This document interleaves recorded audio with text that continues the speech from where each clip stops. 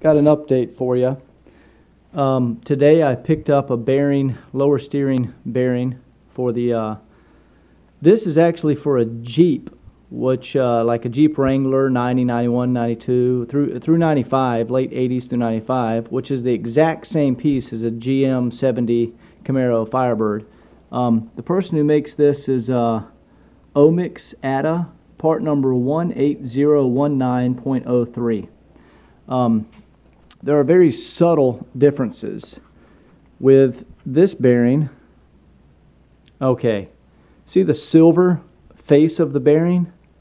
It extends slightly beyond the bearing housing.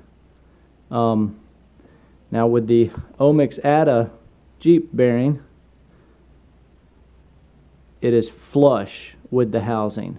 So that right there tells you it is a different manufacturer of the bearing.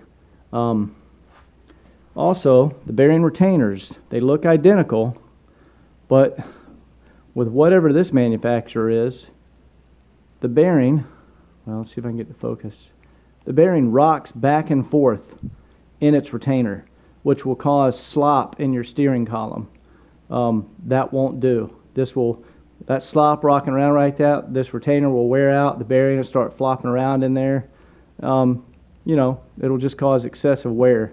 You can see how much wear is in there. With the Omix ATA bearing, I pressed it in. Omix ATA bearing, I pressed it in, and there's zero play in that bearing. It will not move at all when they're in the retainer. This right here will hold your steering column level, and you will not get any slop in your steering column. So they look identical. This is probably made in the US. This is probably made in China. That difference is pretty significant when you're rebuilding a steering column. You can see the actual bearings in there. There's very little grease. They just look to be a little bit wet. Now with the Omix ATA part, the bearings come completely packed. Well, let's get it to focus. Anyway, the bearings come packed with grease on both sides compared to that bearing, which is no good.